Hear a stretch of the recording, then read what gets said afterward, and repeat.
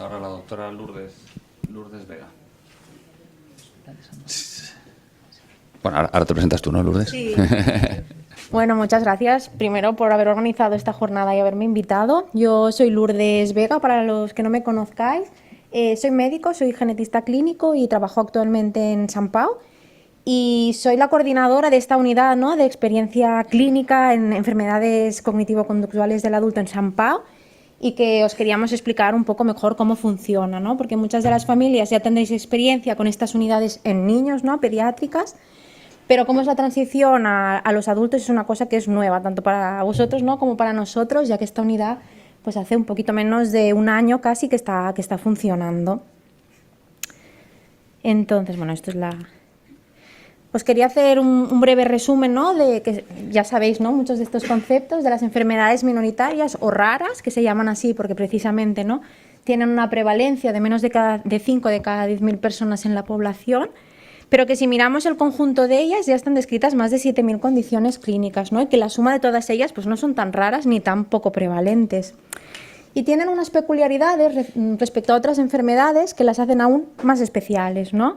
La mayoría son de origen genético y esto a veces pues, también condiciona, ¿no?, una dificultad diagnóstica. Son enfermedades que son multisistémicas, que afectan a diferentes órganos, sistemas. La clínica a veces es muy heterogénea, ¿no?, entre los diferentes pacientes. Y pues hay este plus, ¿no?, de dificultad diagnóstica. Son enfermedades crónicas, a veces incapacitantes, y luego también pues que muchas no tienen un tratamiento aún curativo, lo que supone, ¿no?, pues un manejo más complicado. También a veces tener, ¿no?, datos pronósticos también es difícil, sobre todo en adultos, no porque no los haya con esta enfermedad, sino porque muchos de ellos no están estudiados, ¿no?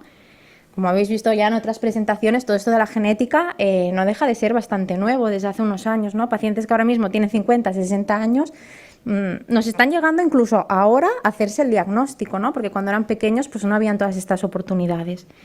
Luego son enfermedades que ya sabéis también que generan un gran impacto tanto en las familias como en el entorno, y que muchas veces tienen una invisibilidad social. Sí que es verdad que en SINGAP, ¿no?, pues, la suerte es que tenga esta asociación, estas familias que se mueven para generar visibilidad de esta enfermedad, pero hay muchas otras que no tienen todo este movimiento. Entonces, dentro de Cataluña, para seguir, ¿no?, pacientes y familias con enfermedades minoritarias, han organizado lo que se llaman las CHUECs, que son estas redes de unidades de experiencia clínica. Como veis, hay varias CHUECs, cada una pues está agrupada por temáticas, ¿no? La que yo os voy a hablar, que soy la que coordino, es la de cognitivo-conductuales de base genética, que es donde entraría SINGAP 1, pero también hay, por ejemplo, la CHUEC de epilepsia, ¿no?, que trata pues enfermedades que asocian únicamente epilepsia, aunque son dos CHUECs que se solapan, ¿no?, porque en SINGAP 1 ya lo veis, ¿no?, que aparte de todo el problema a nivel conductual cognitivo, pues muchos pacientes pueden tener epilepsia. Luego están las CHUECs de enfermedades inmunitarias, endocrinas, respiratorias, etcétera, etcétera. Dentro de esta red, ¿no?, de unidades de experiencia clínica en enfermedades cognitivo-conductuales de base genética, en Cataluña tenemos estas 4 unidades, ¿no?, que es la del Hospital Vall d'Hebron y la del Hospital Sant Joan de Déu, que abarcan sobre todo población pediátrica. Luego está la del Hospital Taulí de Sabadell, que abarca tanto población pediátrica como adultos. Y el Hospital de Sant Pau y el Hospital del Mar, que estamos asociados, digamos, funcionamos como una única unidad, que abarcamos sobre todo adultos. Como os decía, ¿no?, estas unidades en pediatría ya existen desde hace unos cuantos años más. En adultos pues empezamos ahora. ¿Y cuáles son las funciones de estas unidades? Pues uno, el diagnóstico, ¿no? Y ya sabéis que a veces llegar al diagnóstico no es fácil, porque muchas veces, ¿no?, sospechar una enfermedad en concreto es difícil cuando la clínica pues, puede ser tan variada y tan heterogénea. Entonces, tener un grupo de profesionales que sean expertos en esta clínica nos da la ventaja de poder hacer una orientación diagnóstica más precoz, ¿no?, lo que es muy importante luego de cara al pronóstico de estos pacientes y su sintomatología. Por otro lado, es actuar como líderes en red. ¿Esto qué quiere decir? El objetivo de la CHUEC o de la WEC no es monopolizar, ¿no?, todo el seguimiento de estos pacientes en un hospital, sino todo lo contrario, o sea, transmitir el conocimiento de esta unidad de expertos a otros centros, a todos los niveles asistenciales, ¿no?, donde siguen al paciente. Pues muchas veces, por ejemplo, pues esos pacientes de otras comunidades autónomas o de ciudades diferentes, ¿no? Ya habéis visto que la mayoría de estas unidades están en Barcelona o cerca de Barcelona. Y muchas veces es complicado, ¿no?, venir a Barcelona, entonces no es unificar este seguimiento aquí, sino todo lo contrario, poder hablar con el neurólogo que atiende a vuestro hijo o vuestra hija en vuestro hospital de zona, o con el psicólogo o con el psiquiatra, y poder hacer una transferencia de todo este conocimiento. Y luego otro punto muy importante, ¿no?, es este registro. Al final, como decía Elena también, ¿no?, sobre todo en adultos tenemos muy poca información porque muchas veces falta tener un registro, ¿no? Ahora bueno, vosotros lo tenéis bien registrado, ¿no?, porque tenéis una asociación muy potente, pero no es así en todas las enfermedades, ¿no? Y esto pues es lo que va a potenciar luego también la investigación y todos los estudios. Dentro de esta unidad de enfermedades cognitivo-conductuales está SYNGAP, pero están otras enfermedades, ¿no? Ya hay más de 200 enfermedades incluidas. Probablemente este número va a ir aumentando, ¿no?, porque cada vez pues, conocemos más genes, conocemos nuevas enfermedades y la mayoría, bueno, el criterio que cumplen todas es que tengan alguna alteración a nivel cognitivo-conductual, ¿no? Pues una discapacidad normalmente moderada o grave que se pueda asociar a malformaciones, a retrasos de crecimiento o a cualquier otra sintomatología. Se engloban, ¿no?, tanto alteraciones genéticas como alteraciones cromosómicas, síndromes específicos, ¿no?, aparte del SYNGAP1, pues síndromes de rasopatías, bafopatías, ya os podéis imaginar la gran cantidad de condiciones que hay. Y luego también incluimos pacientes que no tienen por qué tener un diagnóstico genético, ¿no?, o un diagnóstico ya con un nombre, porque a veces esto es difícil. Entonces ya incluimos pacientes que tengan la clínica aunque no tengan un diagnóstico tampoco. Los criterios de incluir, ¿no?, a estos pacientes, estas familias en esta unidad, pues es lo que hemos ido comentando, que tengan una clínica a nivel cognitivo o que tengan un diagnóstico, ¿no?, ya hecho. Esto también, como ha comentado Elena, nos sirve porque dentro de las diferentes unidades hay una subespecialización, ¿no?, para poder centralizar todos los pacientes con una misma enfermedad en una única unidad. Entonces, pues cada hospital dentro de esta CHUEC pues tiene preferencia por algunas enfermedades, ¿no? Y luego también pacientes que se puedan beneficiar, ¿no?, de optar pues a ensayos clínicos, a tratamientos huérfanos o de alta complejidad, o incluso a la parte del asesoramiento genético, ¿no?, que a veces queda ahí como olvidada. Y las funciones de la WEC en nuestro hospital, en el Hospital de Sant Pau, pues son precisamente estas, ¿no? Una, llegar al diagnóstico de los pacientes que no estén diagnosticados. Lo que hacemos es, ¿no?, recopilar toda la información clínica de estos niños, niñas o adultos, toda la información familiar que nos pueda dar alguna pista y todos los estudios que se hayan hecho hasta el momento, tanto pruebas complementarias como estudios genéticos, y ver qué más podemos hacer, ¿no?, para llegar al diagnóstico. Otro punto importante es informar a las familias. A veces tenemos ya un diagnóstico, ¿no?, pero nadie les ha explicado a las familias o al propio paciente qué es ese diagnóstico, qué es un gen, qué es el SYNGAP1.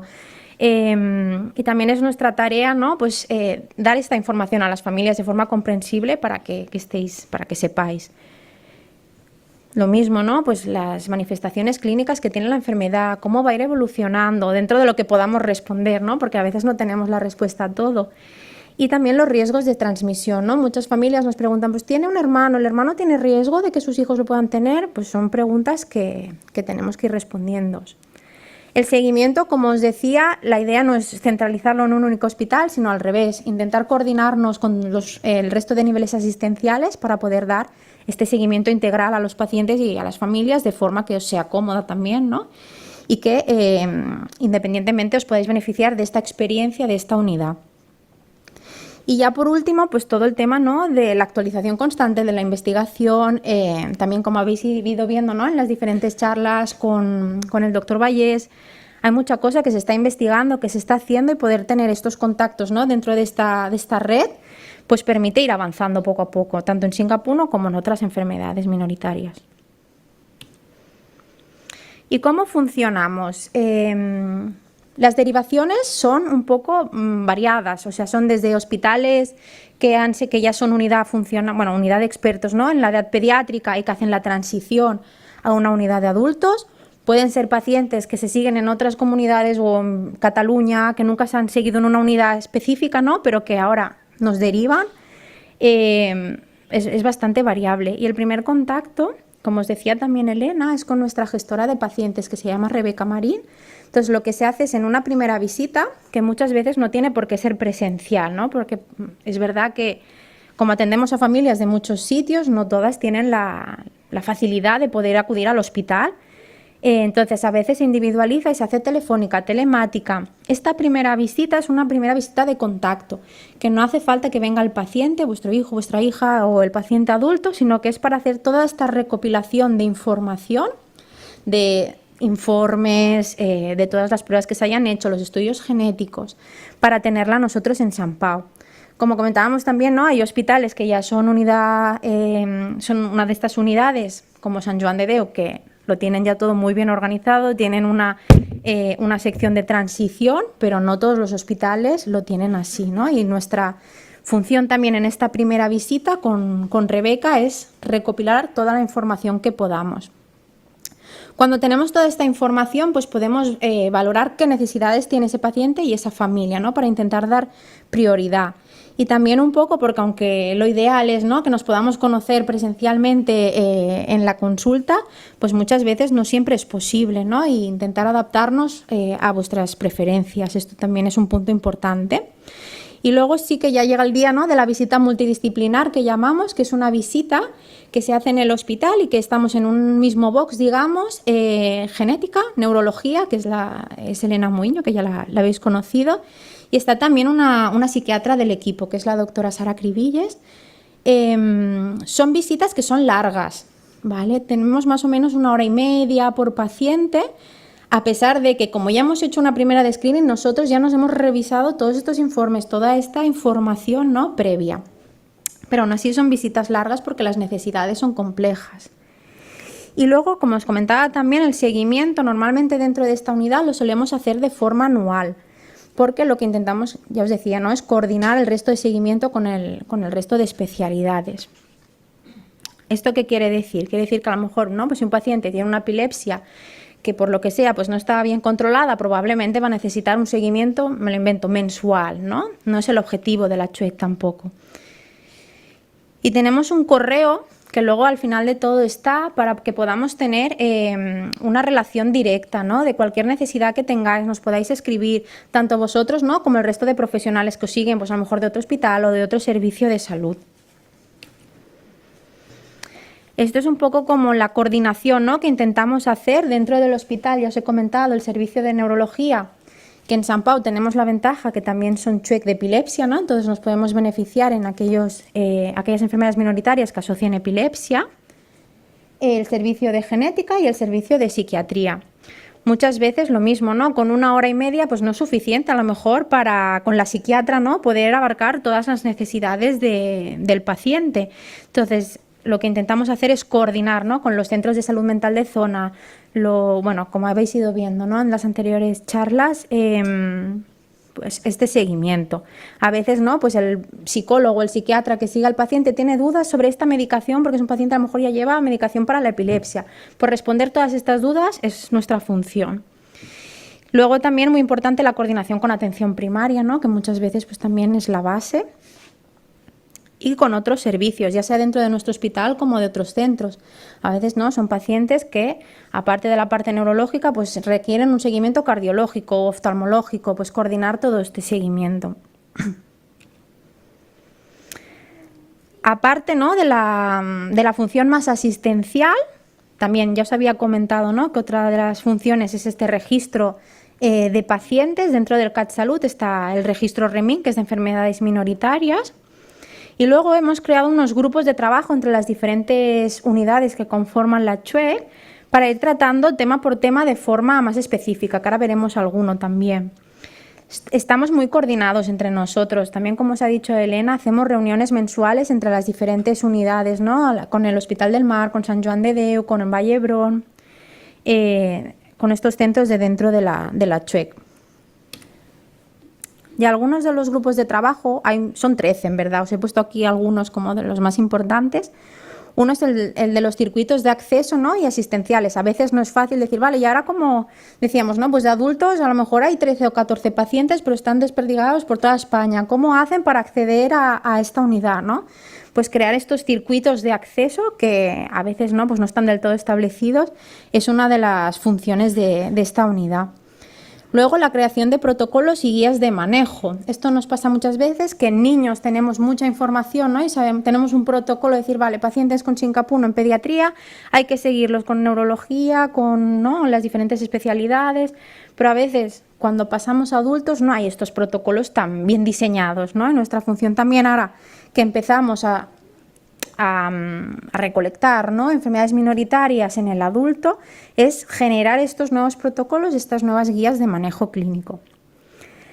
Otra parte es la difusión de la información, ¿no? Como os decía, de nada sirve saber que hay un gen que si las familias no lo entienden. Entonces, hacer pues charlas como las que estamos haciendo hoy o en la propia web del hospital, ¿no?, tener acceso fácil a esta unidad. Pues esto es otra de los grupos de trabajo. Y luego está la parte de ensayos clínicos y de investigación, ¿no?, que es otro de los motores dentro de las enfermedades minoritarias que se tiene que ir potenciando. Para acabar, un resumen es que hay estas unidades dentro del territorio catalán, que todas ellas forman la CHUET, que no son exclusivas para pacientes del territorio, ¿no?, sino que visitamos también de otras comunidades autónomas. Que la idea es hacer una coordinación multidisciplinar para intentar minimizar las veces que tengáis que venir al hospital. De hecho, estas visitas que hacemos 3 en 1, neurología, genética y psiquiatría, es también uno de los objetivos es este, ¿no?, minimizar las veces que venís al hospital. Y luego intentar coordinarnos con los diferentes servicios de salud. Y pues todas las necesidades, ¿no?, que a veces también, lo que decíamos, cuando os vemos en consulta, surgen necesidades nuevas o nuevos retos que os inquietan y que nosotros os podemos acompañar en ellos. Este es el correo, que probablemente algún adulto que ya nos hemos visto no lo tendréis porque es bastante de nueva creación, que es webpacientes@sanpau.cat, que estoy yo coordinándolo, pero también está Rebeca Marín, que es esta gestora de pacientes, por si tenéis cualquier duda, cualquier necesidad, nos podáis contactar. Y bueno, no sé si tenéis alguna duda.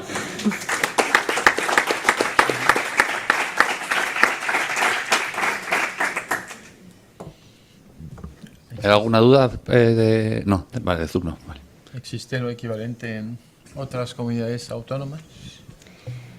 No está tan bien organizado como en el territorio catalán. Sí que es verdad que desconozco, ¿no?, si en Madrid, por ejemplo, pues hay alguna red similar que se llame diferente.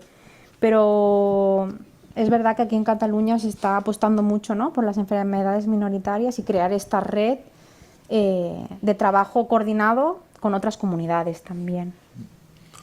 ¿Nos podéis pasar el contacto de Madrid? ¿Eh? Si nos puedes pasar el contacto de la red de Madrid y de otras que puedas conocer. Sí, lo miramos y os lo pasamos. Vale.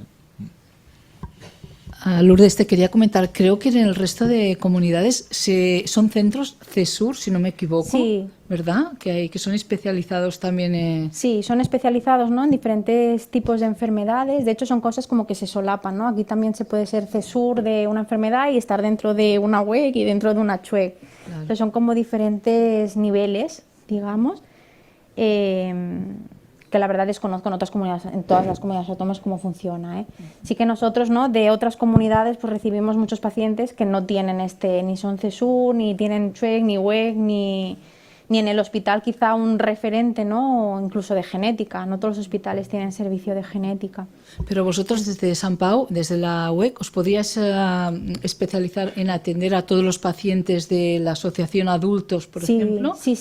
Sin detrimento de que cada uno tenga su propio seguimiento médico en su comunidad. Exacto. ¿No? Esta es la idea de esta unidad, ¿no? Que por ejemplo, pues un paciente que viene, me lo invento, de Jaén, sí, pues que él se pueda seguir por su neurólogo de Jaén, porque a lo mejor tiene una epilepsia, ¿no?, que necesita pues unos controles, o por el psicólogo o por el psiquiatra, pero que si ese especialista, ese profesional necesita ayuda, ¿no?, o conocer pues qué tratamiento le podría ir mejor, vosotros que tenéis experiencia en pacientes con SYNCAP1, o ya que lleva este tratamiento antiepiléptico, ¿le iría bien este otro tratamiento? Pues poder transferir, ¿no?, este conocimiento, esa es la idea. Vale. Entonces la información que tenemos que pasar a las familias es esta, ¿no? De que pueden utilizar vuestros sistemas de contacto con esta unidad, Sí. Que contacten con vosotros, que os pidan cita, aunque sea telefónica. Normalmente lo que hacemos cuando es dentro de Cataluña es muy fácil, ¿no? Sí, Porque es una derivación normal como derivarían que sea genética de Sant Pau a la Chuec.